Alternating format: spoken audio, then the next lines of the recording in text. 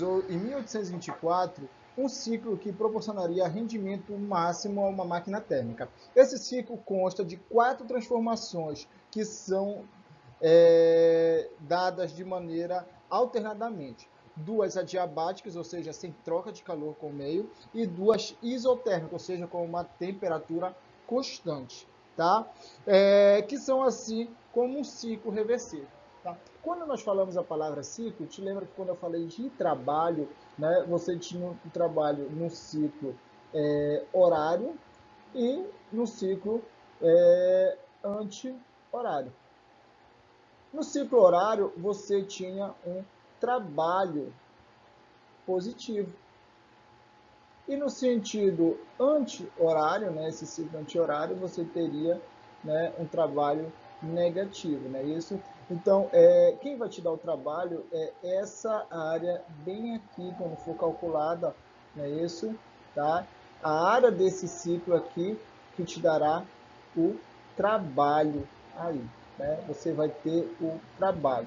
Como esse ciclo ele vai se dar, tá? E a gente já vai ver, né? Ele vai dar primeiro por uma expansão isotérmica, depois por uma expansão adiabática, depois por uma compressão isotérmica e depois, né, por uma compressão adiabática, né? Então você observa que ele está no sentido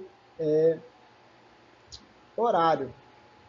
Então, quando você calcular esse trabalho máximo, né, isso, né, nesse ciclo aqui horário, você terá um trabalho positivo aqui, né? E como a gente viu, ele idealizou para você ter essa ideia de trabalho máximo aí, tá? Vamos continuar aqui, gente. Então é o seguinte, tá? Esse trabalho aqui, esse ciclo, ele funciona da seguinte maneira, tá? Primeiramente, você terá um corpo que irá receber calor da fonte quente, né? Então eu posso colocar bem aqui e simbolizar isso aqui pela fonte. Vou colocar F de fonte e Q de quente. Então tu tem uma quantidade de calor sendo recebida pela fonte quente, não é isso? Ocorrerá uma expansão desse teu sistema, né? E essa expansão ela ocorrerá a uma temperatura constante, tá? Vai ter um momento que essa quantidade de calor ela vai cessar, ou seja, não haverá trocas de calor com o sistema. Consequentemente, né, essa quantidade, né, isso aqui é o 1, né, esse de vermelho aqui, e consequentemente esse 2 aqui, tá? Não haverá trocas de calor com esse seu sistema aí e ocorrerá uma expansão adiabática, né? Uma expansão adiabática te lembra, né, das situações que acontecem, né?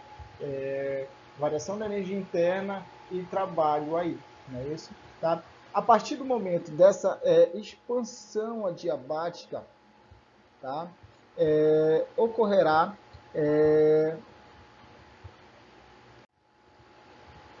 uma compressão, tá bom?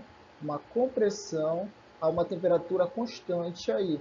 Você observa que esse sistema ele vai doar uma certa quantidade de calor, e aqui eu vou colocar para uma fonte fria. É isso? Vou colocar aqui fonte fria. É isso? A partir daí, tá?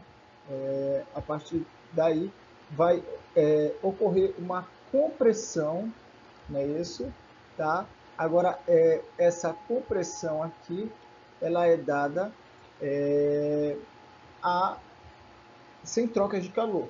Então, esse seu sistema aqui, ele vai alternar entre uma expansão isotérmica, uma expansão adiabática, uma compressão isotérmica e uma compressão adiabática. Você vê novamente que esse ciclo fechado aqui, né, isso, ele vai te render, né, um trabalho máximo aqui, né, e a gente aprendeu que esse trabalho vai ser positivo aqui, ok? Essa é a primeira coisa que eu queria te falar. A segunda coisa que eu quero te falar é o seguinte, né? Então, para uma máquina térmica que opera em ciclo de Carnot, o rendimento máximo vai ficar dessa maneira aqui. Você tem o rendimento aí sendo 1 menos, né? Em vez de ser as quantidades de calor da fonte fria sobre a fonte quente, né? Você vai ter a temperatura da fonte fria sobre a temperatura da fonte quente aí, tá?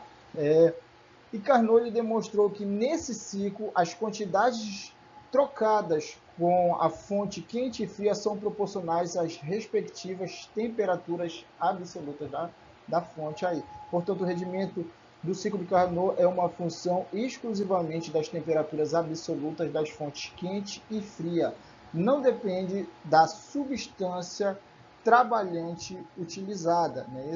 Essa fórmula corresponde ao máximo rendimento de uma máquina térmica operando entre temperaturas fonte quente e fonte fria, né? Há ciclos teóricos reversíveis que podem ter rendimento igual ao ciclo de Carnot, porém nunca maior, já que este é o máximo rendimento possível para uma máquina térmica. Esse rendimento nunca poderá chegar em 100%, como a gente defendeu, né, no slide anterior, que é igual a 1, rendimento 1, né?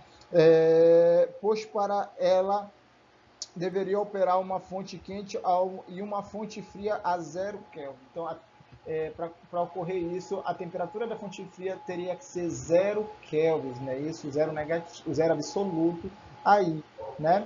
O que é irrelevante na prática, né? Porque a gente não consegue chegar ao zero absoluto, né? Além de contrariar a segunda lei da termodinâmica no caso aí, né? Porque não vai existir máquina 100% de rendimento 100%, né? Essa é máquina perfeita aí. Olha esse vídeo aqui a respeito do ciclo de Carnot.